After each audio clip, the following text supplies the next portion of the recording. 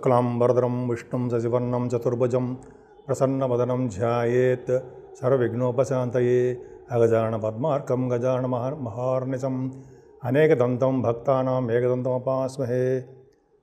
ఓం గం గణపతయే నమః. ఓం శ్రీమాత్రే నమః. ఓం నమః శివాయ నమః.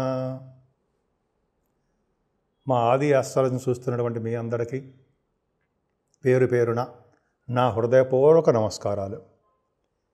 ఇప్పుడు మనం మార్చి 30వ తారీఖు నుంచి ఏప్రిల్ 5 వరకు కూడా అంటే ఈ వారం రోజులు ఎలా ఉండబోతోంది 12 రాసుల వారికి ఇప్పుడు మనం తెలుసుకోబోతున్నాము. దానికంటే ముందర మా ఆది ఆస్ట్రాలజీని మీరు చూస్తున్నందుకు చాలా ధన్యవాదాలు. అంతేకాకుండా మీకు జాతకాలు చెప్పించుకోవాలనుకుంటే మీ date of birth, place of birth and time of birth ఉండాలండి. ఇవన్నీ ఉంటే మనము అంటే మా ఆది ఆస్ట్రాలజీ తరపున నేనే మీ జాతకాలు చూస్తాను. నేనే మీ ఫోన్ లిఫ్ట్ చేసి మీతో మాట్లాడతాను. నేను ఎవరు మాట్లాడరు. నేనే మాట్లాడితేనే మీరు మీ యొక్క ప్రాబ్లమ్స్ ఉంటే చెప్పుకోవడానికి అవకాశం ఉంటుంది. అంతేకాకుండా మా ఆది ఆస్ట్రాలజీ తరపు నుంచి కూడా మేము ముహూర్తాలు కూడా పెడుతూ ఉంటాము. వివాహ ముహూర్తాలు, పొడుగు ముహూర్తాలు, అలాగే రకరకాల మంచి మంచి ముహూర్తాలు కూడా మనం చెప్తూ ఉంటాము. మీకు ఏమాత్రం చెప్పించుకోవాలనుకుంటే మా ఆది ఆస్ట్రాలజీ కింద నంబర్ ఫోన్ నెంబర్కి మీరు ఫోన్ చేయండి. నేను మీ వాడ్రే ఆదినారాయణరావు. నేను తప్పకుండా చెప్తాను, మీకు పరిష్కార మార్గాలు సూచిస్తూ ఉంటాను. మకర రాశి వాళ్ళకి 6 గ్రహాల కూటమి అద్భుతంగా ఉండబోతోంది. చాలా బాగుంది. 6 గ్రహాలు ఏమిటి? రవి, బుధ, శుక్రులు, శని, రాహువులు, చంద్రుడు. అమావాస్య సంబంధించిన వ్యవహారం కదండి. అంటే 30వ తారీఖు అమావాస్య అవుతుంది. 29, 30 తారీఖుని 30 తారీఖును కూడా రవి, బుధ 6 గ్రహాలు 3వ భావంలో ఉన్నారన్న మాటల పైగా మీ రాశిని కూడా గురుడు చూస్తున్నాడు. అద్భుతము. గురు దృష్టి ఉంది అంటే మకర రాశి వాళ్ళకి ఏ తలబెట్టినా వెనక్కి చూసే ప్రశ్నే ఉండదు. 6 గ్రహాల బలము, గురు బలము, కుజుడు బలము ఏంటండి సామాన్యమా? ఆ పక్కన కేతు బలము, అన్ని గ్రహాల యొక్క బలాలు మీకు ఉన్నాయి. ఎలా ఉన్నాయి అంటే గురు యొక్క ప్రభావం మీ రాశి ఉండడం వలన ప్రతి రంగంలోనూ ముందంజలో ఉంటారు. మీ ఆలోచన ధోరణి బ్రహ్మాండంగా ఉంటుంది. సక్సెస్ అవుతారు. మీరు టార్గెట్స్ రీచ్ అవుతూ ఉంటారు. మీ గోల్ రీచ్ అవుతారు. మీరు ఎలా సాధించాలి, ఈ ఎగ్జామ్ మీద పాస్ అవ్వాలి, ఈ ప్రభుత్వ ఉద్యోగాలు రావాలి అని కొన్ని మీరు గోల్స్ పెట్టుకుంటారు కదా.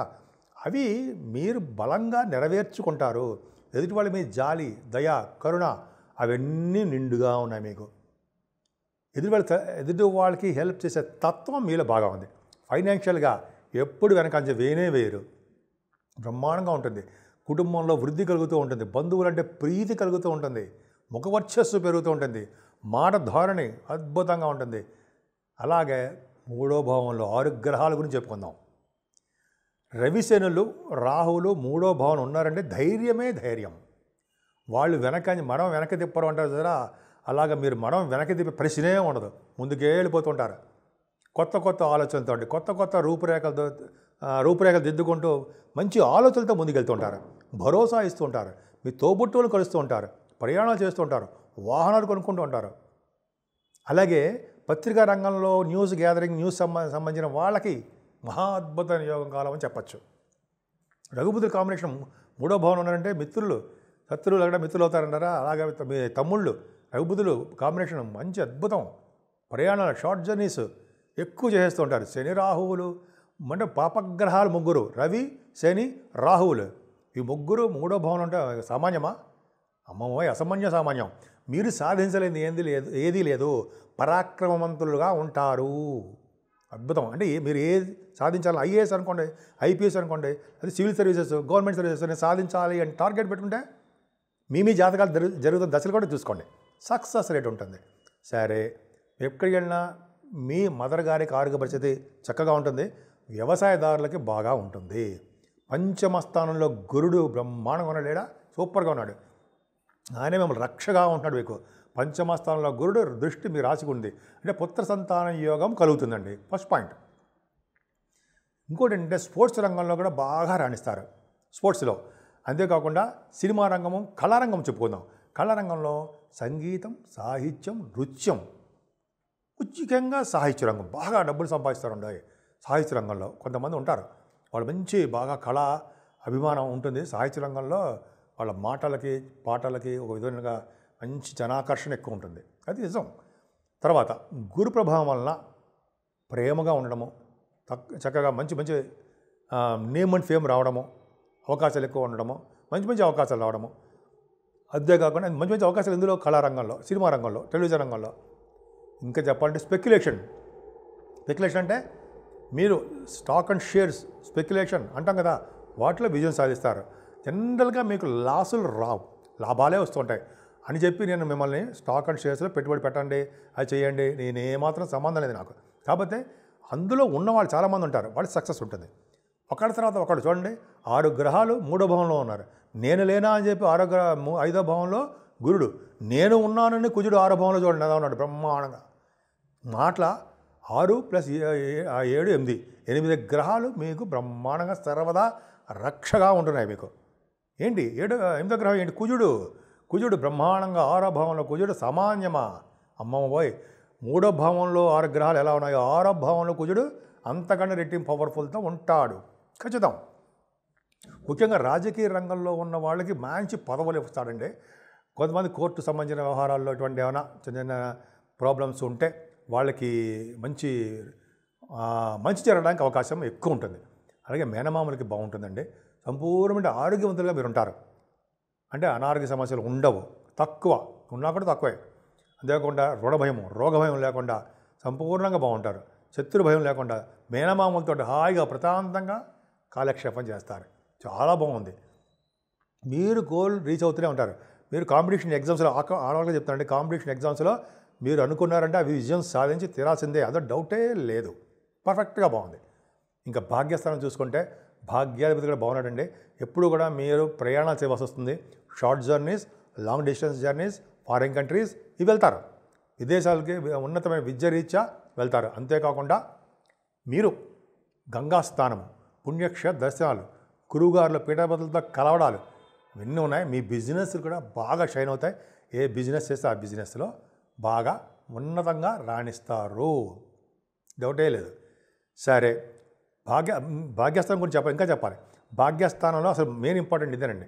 భాగ్యస్థానంలో కేతు ఉండి 8 గ్రహాల యొక్క దృష్టి ఉంది. ఇంత చెప్పాను కదా 8 గ్రహాలు ఏంటో చెప్పాను మీకు.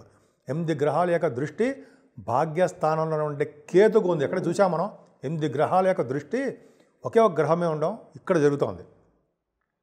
ఆ భాగ్యస్థానం ఉండడం వల్ల నాన్నగారికి బాగుంటుంది, మీ నాన్నగారికి. అలాగే నాన్నగారికి ఆయుర్దాయం బాగుంటుంది. నాన్నగారు చేస్తున్నటువంటి ఆస్తిపాస్తులు విలువ పెంచుతూ ఉంటారు. నిరంతరము భాగ్యవృద్ధి, పుత్రవృద్ధి, సంసార వృద్ధి ఇవన్నీ ఉంటాయి. ఫారిన్ కంట్రీస్ వెళ్తారు. ఉన్నతమైన చదువు చదువుకోవడానికి అవకాశాలు ఉంటాయి. కింద చెప్పినట్టుగా అంతా కేతువు గణపతి ఆరాధన చేసే వాళ్ళకి ఇంకా అద్భుతంగా ఉంటుంది. గురుదృష్టి కుజదృష్టి ఉందంటే ఎంత అదృష్టం అండి. భాగ్యస్థానం అంటే లక్ష్మీ స్థానము, అదృష్ట స్థానము అంటాం. ఎంతో స్ట్రాంగ్గా ఉంది మీకు. ఈ వారం మొత్తం కూడా చాలా అదృష్టవంతులు అని నేను ఖచ్చితంగా చెప్తాను. అయితే ఎందుకంటే కాన్ఫిడెన్స్ ఎక్కువ, అంత భాగ్యం బాగుంది. అన్ని రంగాల్లో మీరు చేస్తున్న వ్యాపారాలు, స్టాంపింగ్ అవడాలు, విదేశాలు వెళ్ళాలి, అక్కడ మీ ఏమైనా ప్రాబ్లమ్స్ ఉంటే అక్కడ సాల్వ్ అయిపోతూ ఉండడాలు ఎన్ని బాగున్నాయండి. దశమస్థానానికి కుజదృష్టి కూడా ఉంది.